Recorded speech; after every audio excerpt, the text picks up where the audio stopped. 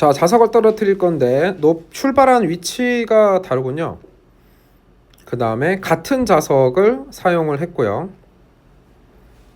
고정된 구리링을 통과한 후 같은 속력 부위로 수평면에 닿았다. 그러네. 마지막에 속력이 같네. 그 다음에 AB가 내려온 동안 A와 B의 가속도의 방향은 일정하다. 얘는 사실은 구리링에 가까워지면 힘을 더 세게 받을 거예요. 멀리 있을 때는 거의 힘을 받지 않다가. 그런데 가속도의 방향은 방향이 일정한 거구나. 크게 일정한 게 아니라. 자, 이 정도만 가지고 가기 전에 이 생각을 해봅시다. 하나는 EH에서 떨어뜨렸으니까 속력이 더 빨랐어야 돼요. 근데 마지막 속력이 같다는 거는 누가 더 손실이 크다라는 얘기냐면은 후자 오른쪽에 있는 게 손실이 더 크다는 얘기죠. 손실 크다. 손실 에너지를 W라고 할까요? 손실 에너지는 이 녀석이 갖고 있던 거 mgh 빼기 마지막에 갖고 있는 운동 에너지 2분의 mv 제곱 이렇게 표현하면 되는데 h가 하나는 h고 하나는 eh인 거죠. 그래서 eh에서 떨어진 게 손실 에너지가 더 큰 상황입니다. 자, 구리링을 통과하기 직전과 직후 A에 작용하는 자기력의 방향은 같다.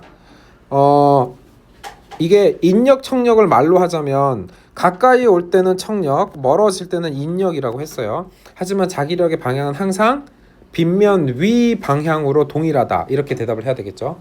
그래서 자기력의 방향은 같다라는 표현 맞는 말이고요. B가 빗면에 내려오기 시작하여 그를 통과하기 직전에 B의 정의 자기력의 크기는 계속 증가한다. 통과하기 직전까지네요. 자기력의 크기는 계속 증가한다. 자기력의 크기는 계속 증가한다. 그럴까? 그렇다. 그렇지.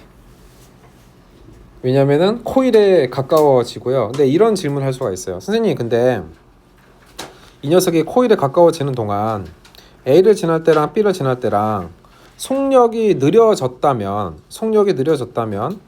B에서가 속력이 더 느리니까 전자기 유도도 작아야 되지 않아요? 라고 이렇게 물을 수가 있어요. 이 경우에 내가 뭐라고 대답하고 싶냐면은 자기력이 존재하지 않는다면 가속도 A로 등가속도 운동을 했을 거예요. 근데 이 자기력 때문에 방해를 받아서 가속도 A가 A'으로 줄어든 거죠. A 때보다. 가속도의 크기가 줄어든 거지 속력은 계속 빨라질 겁니다. 이렇게 두고 푸는 게 물원이 디자인된 목표예요. 네, 그 빼주는 가속도의 크기가 그러니까 A 빼기 A 프라임이 0보다 작을 수 있죠. 자, 지금 이 얘기는 뭐냐면 mg 사인 세타랑 그 다음에 위로 향하는 f 자기력의 크기 중에서 이게 더 커서 가속도가 음수가 돼서 속력이 더 줄을 수도 있지 않겠어요? 라고 묻는 거잖아요. 그죠? 내가 이걸 이렇게 설명을 할게요. 이 전체 구간에 계속 구리링을 되게 이렇게 굉장히 길게 이렇게 짜 놓으면은 이 녀석은 마지막에 종단 속도에 다다르게 될 거야. 동의해? 마지막에 지나고 나서 이걸 무한히 길게 하게 되면은 구리링을 통과하지 않다가 구리를 가까이 가서 통과하는 동안 결국에는 종단 속도에 다다르게 될 거야. 그 종단 속도에 다다를 때 그래프의 개형이 이미 빨라졌다가 느려질까 아니면 종단 속도에 점점 어프로치가 되는 걸까? VT 그래프가 점점 어프로치가 되지 않겠어? 어프로치가 된다는 거는 가속도의 크기가 점점 줄어드는 것 뿐인 거지. 네, 마지막에는 가속도가 0이 되는데 가속도가 음수인 적은 있다 없다? 없다. 라고 이렇게 두고 풀어야 물어냐 아마 다 맞을 겁니다. 네, 실제로는 아닐. 실제로 이럴 거예요. 근데 그 램돌이 효과라고. 맞아요. 엄청 빨리 느려지죠. 그거는 이렇게 판단하셔야 돼요. 나도 동의해. 나도 동의하는데 나는 이제 물원을 많이 풀어봤기 때문에 이렇게 하고 풀어야 항상 답이 맞아라는 걸 이미 알고 있어서 그래. 사실은 네가 하고 싶은 얘기는 이거야. 저 위에서부터 만약에 낙하를 시키면은 이 녀석의 VT 그래프가 중력 가속도 G로 천천히 빨라지다가 그 다음에 자기력이 너무 세진 순간 때문에 느려지고 나서 어프로치가 될 수도 있잖아요. 이제 이렇게 얘기를 하는 거잖아, 그지?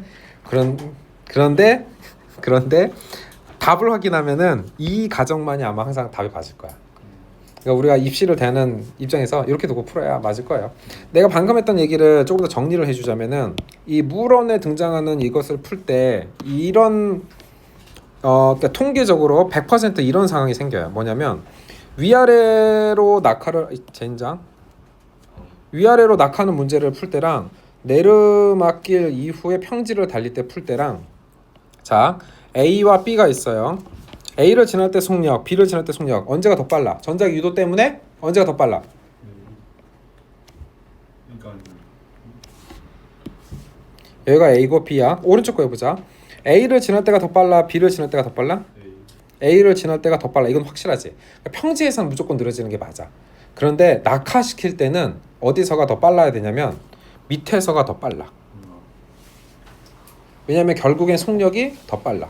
왜요? 느려졌을 수도 있잖아요. 아니야. 가속도만 줄어들어. 오케이?